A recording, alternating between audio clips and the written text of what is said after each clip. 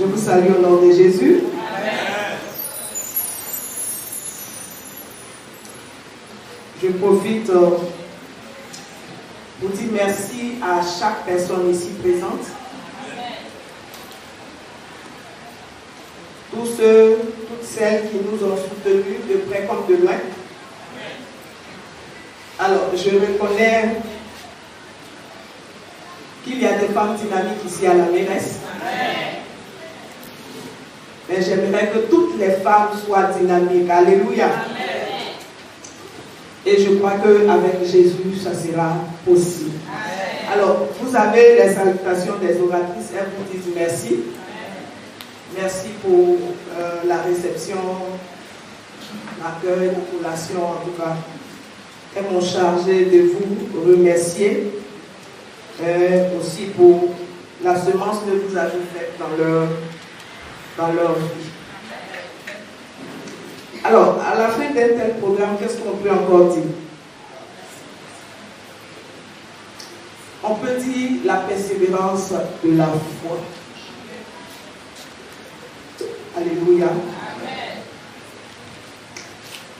On peut dire ce matin, qu'est-ce que j'ai dit? Ok. Donc ce matin, nous parlerons de la persévérance de la foi. Alors, Josué 14, verset 14. Il est dit, c'est ainsi que Caleb, fils de Jéphuné, le Kénizien, a eu jusqu'à ce jour Hébron pour héritage, parce qu'il avait pleinement suivi la voie de l'Éternel, le Dieu d'Israël. Dis avec moi, parce qu'il avait pleinement suivi la voie de l'Éternel. Alors, persévérer, c'est l'action de persister, rester ferme, rester consistant dans un sentiment, dans une manière d'être, dans une manière d'agir. C'est l'action de persévérer dans une résolution, en dépit d'une résistance. Parce qu'on persévère en dépit d'une résistance. Et la foi, c'est une confiance totale. Alors, persévérance de la foi, ça ressemble à un pléonasme, n'est-ce pas? Mais elle a sa raison d'être. Alors, cette histoire parle de Josué. L'histoire de Josué, non, de Caleb, pardon. L'histoire de Caleb. Alors, Caleb est mentionné pour la première fois dans le livre de Nombres, chapitre 13, verset 6. Il est de la tribu de Juda. Et on parle de lui, on parle de Josué. Au verset 8, on parle de Osée, Josué, qui lui est de la tribu d'Éphraïm. Alors, je parle des deux hommes, Josué et Caleb, parce que les deux ont eu une même pensée. Les deux ont eu une même foi, ils ont eu une même confiance. Les deux ont eu un même courage, ils ont eu une même foi. Ils ont eu un même point de départ.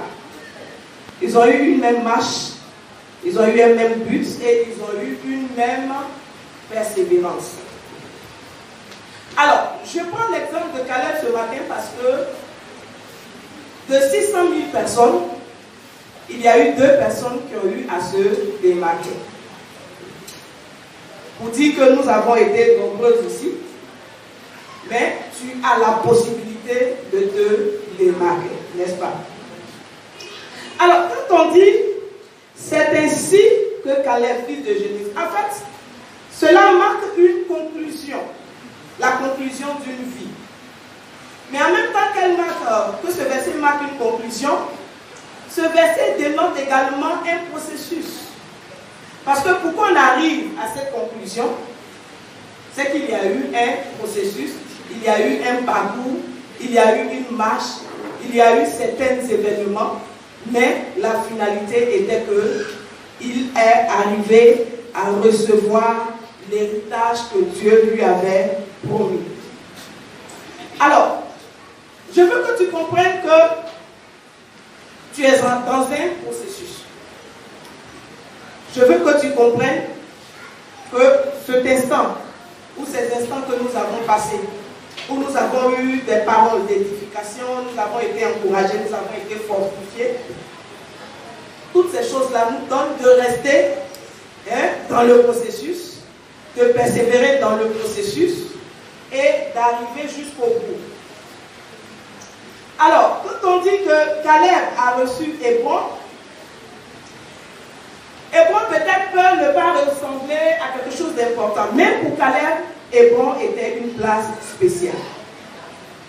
Hébron marque le point de départ de la royauté de David, mais en même temps, le couronnement de sa royauté.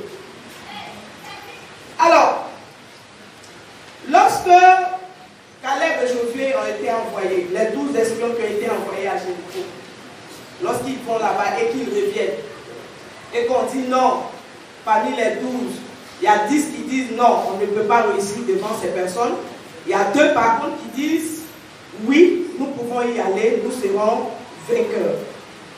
Donc, alors, à partir de là, quelque chose se passe dans la vie de Caleb. Il s'attache à cette parole que Moïse lui dit, parce que Moïse lui dit, alors sache que cette terre que tu as foulée, et comme tu crois à la parole de Dieu, cette terre te sera donnée comme un héritage. Donc, il entre d'abord en visiteur en Canaan. Ensuite, il arrive, il revient là-bas en possesseur. Alors, il est dit qu'il persévéra à suivre l'Éternel. C'est très important. Parce que il y a eu une situation devant eux, ils sont allés explorer, ils reviennent, et pendant qu'ils parlent, tout le monde est contre eux. Donc, qu'est-ce qu'il fait? Il dit que lui, il ne va pas suivre la foule, mais qu'est-ce qu'il va faire? Il persévérera, il va suivre l'Éternel. Alors, qu'est-ce que Caleb a fait? Caleb a considéré la parole que Dieu lui a dite à travers Moïse.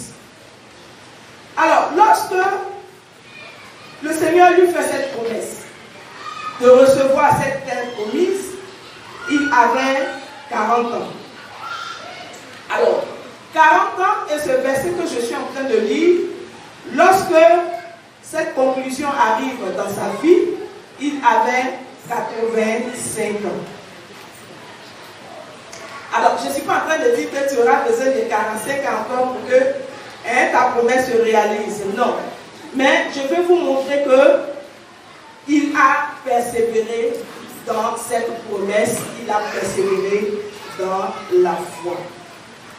Alors, Caleb a gagné son héritage grâce à sa persévérance. Il a suivi l'Éternel, il persévère dans l'espérance. Il ne cherche pas des raccourcis. Il a connu les difficultés du désert. Il y avait la chaleur, il y avait le soleil, il y avait la fatigue, il y avait la soif. Au point même où les uns et les autres ont commencé à murmurer pour dire est-ce que c'est vrai cette parole que Dieu nous dit? Mais Caleb croit en ce que Dieu lui a dit. Alors, il persévère dans l'espérance. Il persévère dans l'espérance parce qu'il sait qui lui a donné cette parole. Il sait à qui il s'adresse.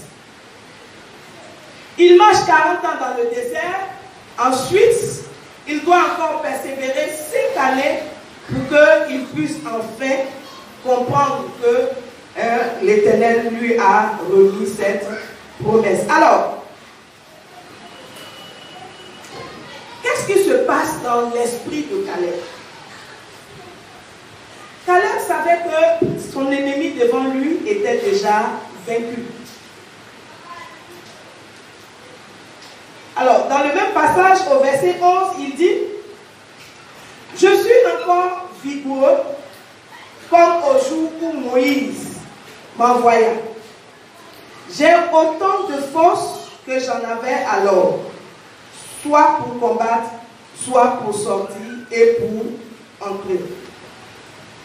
Alors, malgré ses 85 ans, il n'avait pas perdu sa force. Il n'avait pas perdu sa force parce qu'il savait que l'Éternel était sa force et que cette force-là pouvait tout le temps se renouveler en lui.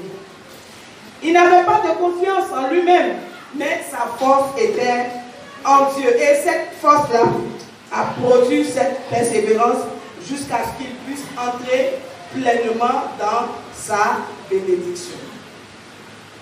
Alors, Caleb était un homme d'action. Caleb était un homme de passion. Caleb était un homme de vision. Caleb également était un homme d'option parce qu'il recevait toujours par la présence de Dieu une onction qui renouvelait ses forces. Alors, lorsque nous lisons l'histoire de Caleb et Josué, nous comprenons que ces deux personnes ont réussi à se démarquer de la foule. Mais comprenez que l'étymologie du nom de Caleb signifie en fait un chien. Caleb signifie un chien et comprenez qu'un chien n'a pas droit à l'héritage.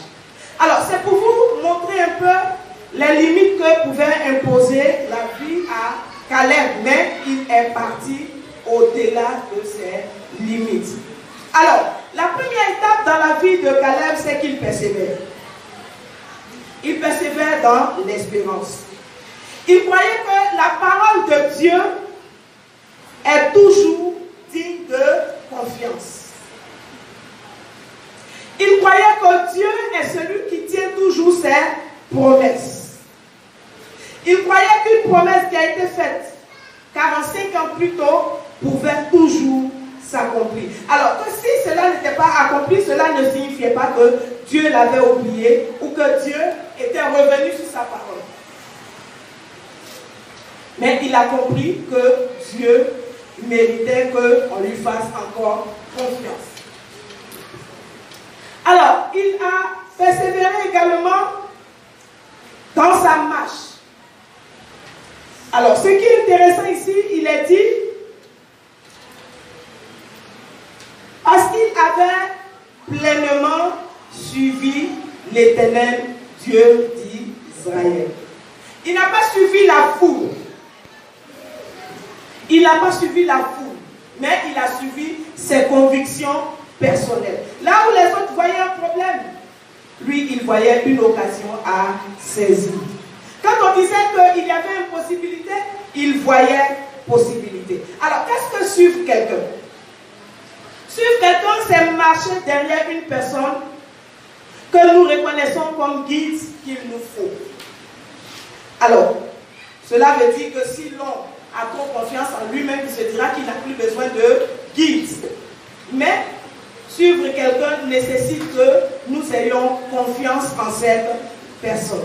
Donc, la marche derrière le Seigneur implique non seulement une confiance absolue en lui, mais également une dépendance totale de lui. Donc, je répète, la confiance en Dieu implique non seulement une confiance totale en lui, mais également une humble et totale dépendance de lui. Alors, qu'est-ce que je fais en suivant quelqu'un? Quand je suis quelqu'un, j'ai les yeux fixés sur lui. Quand je suis quelqu'un, j'ai les regards sur cette personne pour l'imiter, pour chercher à ressembler à cette personne. Quand je suis quelqu'un, dans quelque position que cette personne me met, je l'accepte. Je ne me plains pas, je ne me lamente pas, je ne murmure pas. C'est pourquoi il a dit, Caleb suivit pleinement, entièrement, d'une manière complète, d'une manière totale. Alors, à quoi s'applique la persévérance? Cette persévérance, nous la devons dans la prière, dans la pratique de la parole de Dieu, dans la méditation, dans le combat, dans tous les détails et dans tous les aspects de notre vie. Alors, je disais que Caleb est un homme de vision. Dans quelque position que tu sois, sois un homme de vision. N'aie pas de pensée négative. Même si tu es couché, sois un homme de vision. Tu dois être déterminé pour aller au-delà de l'ordinaire. Tu dois être déterminé pour pouvoir accomplir ta vision. Tu dois être déterminé certainement pour surmonter l'insurmontable. Alors, Dieu lui donna la force, Dieu lui donna l'agilité, Dieu lui donna les capacités d'aller au-delà des limites. Alors, c'est ce qui est intéressant quand on suit quelqu'un, quand on a les yeux fixés sur cette personne, on ne se détourne pas, on a les yeux sur l'objectif parce qu'on a un objectif à atteindre. Donc, nous avons besoin non seulement d'être obéissants à Dieu, mais également de dépendre de lui. Et j'ai besoin de dépendre de lui dans le détail journalier de ma vie. Alors, qu'est-ce qui caractérise encore Caleb? Caleb persévéra dans le combat. Comprenez qu'il avait 40 ans quand il reçoit la promesse. Il a 40 années de marche dans le désert. Mais au verset 14 que nous venons de lire, il avait 85 ans. Alors, d'où viennent ces 5 années de plus? Il y avait des combats. C'est pourquoi il dit, je suis encore jeune. Alléluia. Être jeune traduit que nous ne faiblissons pas, quelle que soit la situation. Être jeune traduit que nous croyons que quel que soit le poids des années, la promesse de Dieu s'accomplira dans notre vie. Il passe 5 années à combattre. Puis il se sert de ses armes pour s'emparer de sa portion. En fait, il a la possession de son héritage malgré la puissance de l'ennemi. Alléluia. Amen. Il nous a été dit durant la semaine concernant le séminaire des femmes, lève-toi. Lève-toi pour accomplir ta destinée, n'est-ce pas? Donc, on te demande de te lever parce que certainement il y a des combats. Certainement il y a des luttes, il y a des obstacles. Mais en te demandant de te lever, cela traduit une détermination. Cela traduit un élan. Cela traduit une positivité dans l'esprit. Donc malgré la puissance de l'ennemi, malgré la frayeur que l'ennemi peut t'inspirer, parce qu'il était en face des fils d'Anak, c'était des géants qui étaient en face de lui, peut-être il avait un maître en dessous de ces personnes, mais il croyait que la promesse de Dieu était digne de confiance. Il croyait que ce que Dieu lui avait dit 45 ans plus tôt est toujours en cours et que cela se réalisera. Alors, beaucoup sont insatisfaits de leur situation, mais bon, ils peuvent chercher à se plaindre ou critiquer ou faire ce qu'ils veulent. Mais ce matin, j'aimerais te rassurer. Te rassurer que la vie dans laquelle nous sommes est une vie qui suit un processus, qui suit un cheminement. Nous sommes dans un parcours. Hein? C'est tout comme quelqu'un qui finit d'avoir ses diplômes, qui cherche du travail, qui reçoit un premier emploi. Cette personne, au fur et à mesure, peut-être que si son diplôme lui permet, ou bien si la société permet, cette personne commence à passer des concours, hein, peut-être pour avoir une promotion, ou bien se faire encore d'autres études pour avoir des diplômes, pour que non seulement sa maille salariale soit élevée, mais qu'il puisse avoir une promotion dans l'entreprise, qu'il puisse avancer. Alors, c'est la même chose pour chacun d'entre nous. Nous avons des projets, nous avons des visions, nous avons un idéal que nous voulons atteindre. Nous avons certains rêves que nous avons devant nous que nous voulons réaliser. Alléluia. Alors, j'aimerais vous dire que cela est possible. J'aimerais vous dire que cela est réalisable. J'aimerais vous dire que cela ne, quel que soit le rêve, comprenez que notre Dieu est au-dessus de ce rêve et que c'est lui qui arrose et que cela se réalise. Donc, ne trouvons pas toujours des responsables de nos malheurs. Évitons de jeter la pierre à quiconque. Je le dis et j'aime bien cette phrase. Je dis toujours que la victoire s'arrache, elle ne se négocie pas. Donc, il faut se battre pour l'acquérir et Satan ne peut jamais changer votre destinée, mais il essaie toujours de la retarder. Donc, c'est à toi de considérer ce que Dieu t'a dit. Tu as beaucoup reçu cette semaine, tu as beaucoup entendu, mais c'est à toi de considérer ce que tu es et ce que tu veux. L'héritage que Dieu nous réserve, les promesses que Dieu nous réserve sont pour toi, sont pour moi. Il n'y a pas un type de personne à qui Dieu fait des promesses particulières. Les promesses de la Bible sont pour chacun d'entre nous. Et même si tout le monde ne croit pas en toi, crois en toi-même. Amen, amen. Parce qu'il n'y a rien de plus lamentable que quelqu'un qui ne croit même pas en lui. Je l'ai dit, je l'aurais dit. On peut perdre beaucoup de choses. Ça ne signifie rien. Mais lorsqu'on perd le courage, on perd tout dans la vie. Donc, ce que tu as besoin, c'est d'être courageux. C'est d'être courageuse. Ce que tu as besoin, c'est de ne pas t'abandonner. Même si tout le monde t'abandonne. Parce que dans l'histoire de Caleb, cet homme était disposé à échouer, mais il a réussi. Est-ce qu'un chien peut recevoir des héritages? Non. Mais il a reçu un héritage. Alors, comment de chien qu'il est, il fait l'exception. Parce que lorsque le peuple d'Israël entre dans la terre promise, on fait un tirage au sort pour donner à chacun sa portion.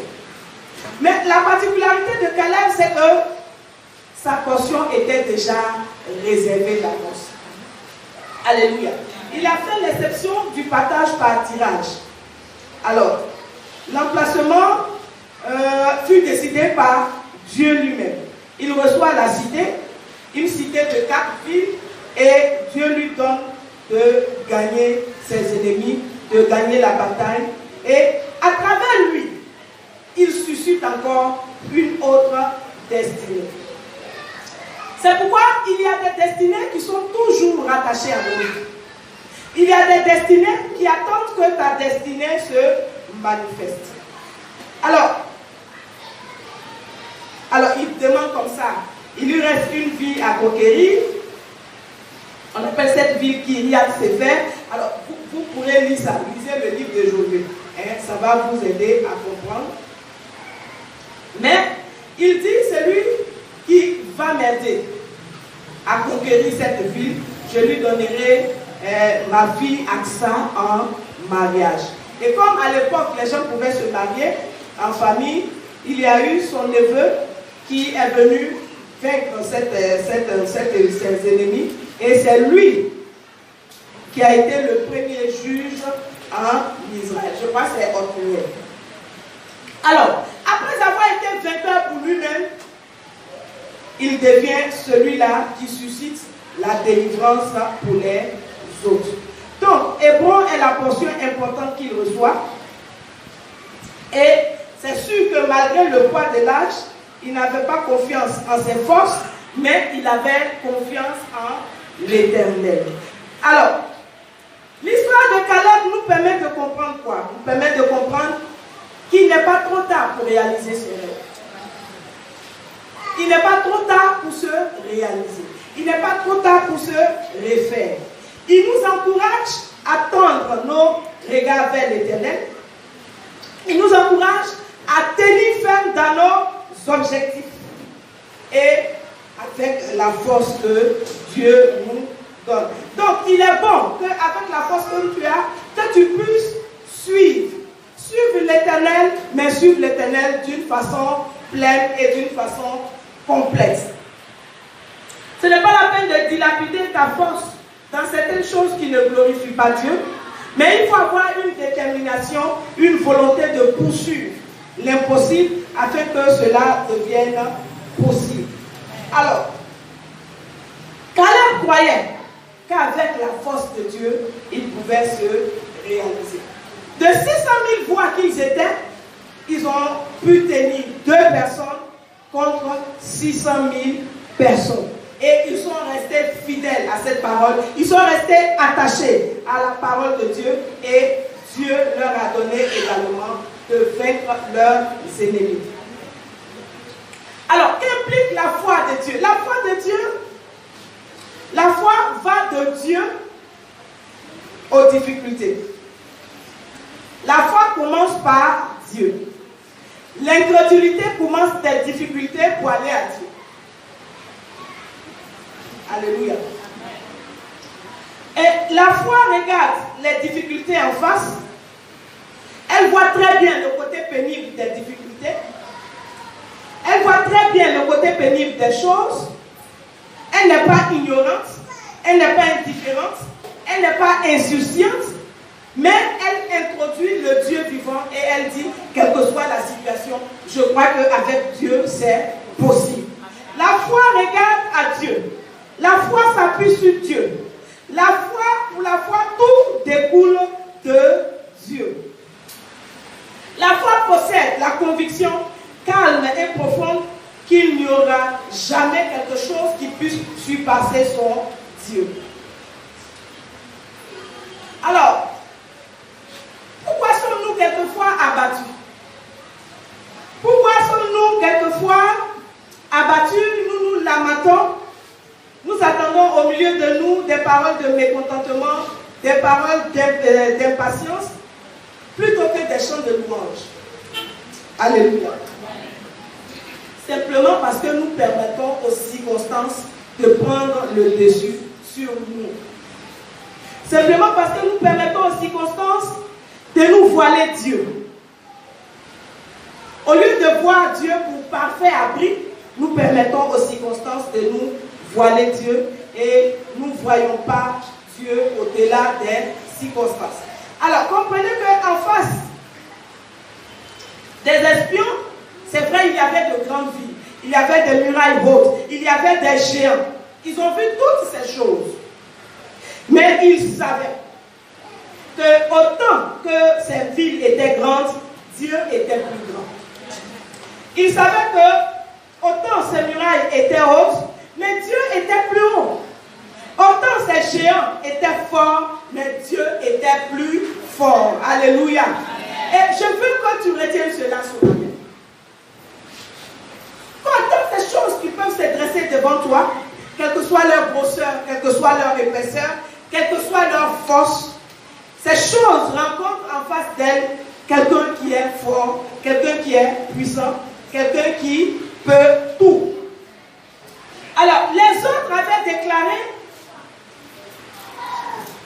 qu'on les avait retirés d'Égypte pour les faire mourir.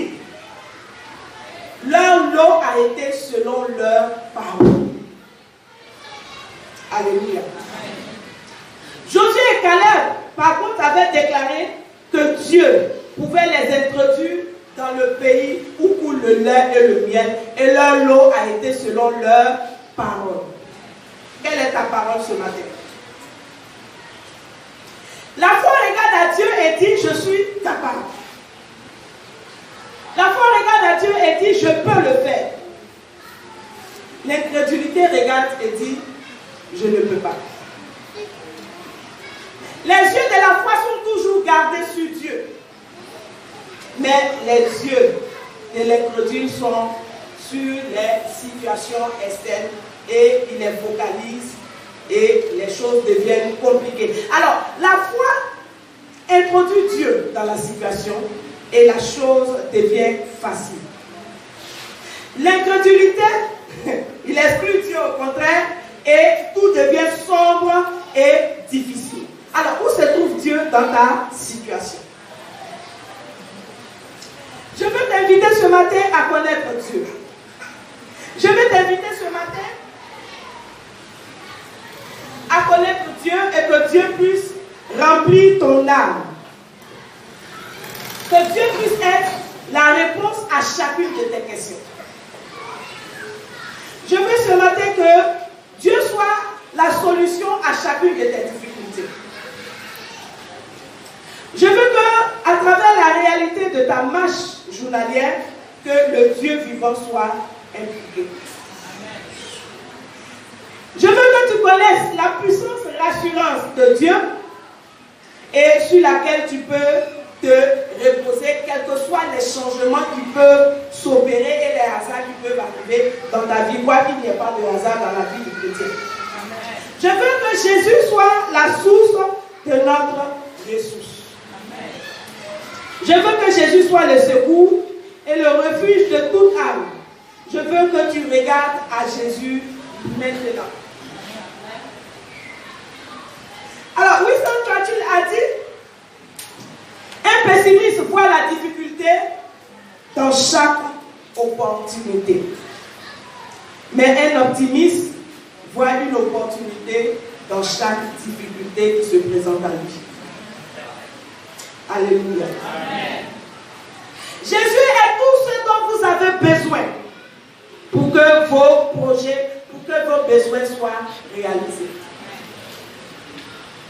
Je le répète, Jésus est tout ce dont vous avez besoin pour que vos projets se réalisent. Pour que vos besoins soient réalisés. Pour que vos projets se réalisent, que vos besoins soient atteints. Et cependant, la foi est tout son œuvre, est tout ce dont vous avez besoin pour que Jésus agisse. Alléluia. Alors, dans ce processus, il ne faut jamais craindre l'opposition. Dans ce processus, il ne faut jamais craindre tout vent contraire qui vient vers toi. Dans ce processus, il ne faut jamais permettre à ton âme de s'alarmer, quelle que soit la situation, même après des erreurs, même après des échecs. Il faut pouvoir demander pardon à Dieu et il faut pouvoir toi-même te pardonner. Alléluia. Je veux que tu comprennes que tu as besoin de t'imposer à la vie, sinon la vie s'impose à toi, d'une manière ou d'une autre. Tu as besoin de t'imposer à la vie. Alors, comprenons que notre Dieu est fidèle. Comprenons que notre Dieu tient ses promesses. Comprenons que notre Dieu, il n'a pas changé. Comprenons que notre Dieu est fidèle. Alors, je l'ai dit, il est tout ce dont nous avons besoin pour que notre vie se réalise. Il est tout ce dont nous avons besoin pour que nous nous réalisons, pour que nos rêves se réalisent. Et il n'attend seulement que notre foi pour qu'il agisse dans notre vie. Alléluia. Alors, durant cette semaine, nous avons entendu beaucoup de choses. Il est dit que Caleb a pleinement suivi. J'aimerais également que tu suives pleinement tout ce que tu as reçu en cette semaine. Et même si tu n'as pas été présent, c'est d'une manière ou d'une autre de suivre pleinement la parole de Dieu. C'est d'une manière ou d'une autre de croire en ce Dieu que nous prions. Ça ne sert à rien de prendre sa Bible chaque matin et venir s'asseoir ici et retourner sans pouvoir avoir un objectif, sans pouvoir voir qu'on avance, sans pouvoir comprendre que les choses sont en train de bouger. Tout ne se limite pas au physique devant nous, mais il y a beaucoup de choses qui se font dans le spirituel. Et je crois que dans le spirituel, les choses sont en train de bouger pour chaque personne. Alléluia. Alors, lorsque l'oratrice a dit, je me suis mariée à 44 ans, j'ai vu des gens sauter parce qu'elles se sont dit certainement, je n'ai pas encore 44 ans, donc je suis dans la course. Même si tu as dépassé 44 ans, tu es toujours dans la course. Alléluia. Elle a dit qu'elle avait 15 fibrons, et que les 15 fibrons étaient 15 bébés. Amen. Toi, tu n'as qu'un seul fibron et tu te plains, tu te lamentes chaque jour. Donc, il ne faut plus dire que tu as des fibrons, mais dis plutôt que tu as un bébé qui est en train de grandir dans ton corps. Alléluia. Donc, il faut que nous puissions parler de façon positive. à travers cela, que nous puissions être déterminés, comprendre que nous avons à faire, pas un homme qui ment, mais quelqu'un qui tient ses promesses. Et qu'il demande seulement une chose, de suivre pleinement sa voie. Pas de manière nonchalante, pas de manière désintéressée, pas de cette manière où on a culte à 8 h et on vient à 10 h à l'église, pas de cette manière où on nous dit de venir et on vient à l'heure qu'on veut, pas de cette manière où on fait parce qu'on est heureux, mais on le fait parce qu'on veut que tout ce que nous faisons puisse glorifier Jésus. Que tous nos objectifs ne soient pas égoïstes, mais que tous ces objectifs-là soient pour la gloire du Seigneur. Alors aujourd'hui, j'ai décidé de ne pas parler. J'ai décidé de croire en ce Dieu capable de changer les vies. J'ai décidé de croire, parce que quelque part aussi, les pasteurs deviennent incrédules. Alors, quand hier j'étais ici, jusqu'à 10 h, il n'y avait personne, j'ai dit, oh là là, mais qu'est-ce que je dois encore faire? J'ai besoin encore de reprendre les 40 jours de jeûne ou bien quoi. Alors, je crois que ce Dieu qui change les situations est capable de le faire. J'ai compris que de 600 000 personnes, il y a eu 2 qui étaient intéressés. Et de ces 2, il y a eu beaucoup de choses positives. Hier, on était près de 25 personnes et je pense que c'est bon pour un commencement. Et je sais que de ces 25 personnes, Dieu peut faire beaucoup de réalisations. C'est pourquoi ce matin, je suis positive. Vous ne savez pas comment je suis sapée ce matin? Voilà. Parce que je suis positive et cette parole m'a fortifiée parce que 2 personnes ont permis à des milliers de personnes de rentrer dans la terre promise, de remporter la victoire.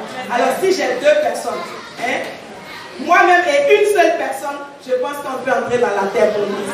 Mais j'ai vu que dans la semaine, j'ai vu des femmes déterminées, j'ai vu des femmes dynamiques, j'ai vu des femmes intéressées, j'ai vu aussi des hommes intéressés. Finalement, hier, je disais, mon Dieu, j'ai chassé les hommes et me voici, je suis la seule. Et j'ai commencé à me rappeler que le samedi où on a fait la conférence, le devoir des congés dans le mariage, la salle était pleine des hommes. Elle était pleine de mains, en particulier les hommes étaient nombreux. J'ai dit, ouh, me voici, j'ai chassé les hommes et à 10 h, je n'ai même pas 5 femmes. Alléluia. Mais je crois que Dieu est fidèle. Je crois qu'il fera ce travail dans votre cœur, dans le cœur de chacun de nous. Mon défaut, c'est que, oui, si c'est bien ça, je ne crois pas que ça soit un défaut, mais je le dis quand même. C'est que quand je fais quelque chose, j'aime le faire de tout mon cœur, en fait. J'aime le faire pleinement. Pas seulement ici, partout où je suis, je le fais. Et à tel enseigne que même l'année passée, les Américains qui sont venus, ils ont fini par dire remercions cette dame parce qu'elle a fait de tout son cœur. Et je le fais parce que j'aime ça. Quand je ne le fais pas, je suis malade. J'aime le faire comme je le veux, comme je le fais.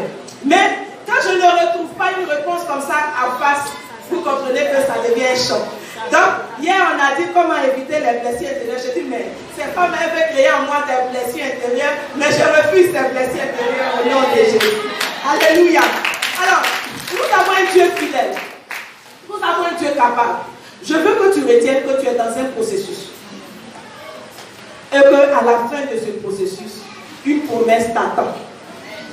Et quel que soit le temps, quelles que soient les circonstances, quelle que soit l'opposition, la promesse de Dieu dans ta vie s'accomplira au nom de Jésus. Amen.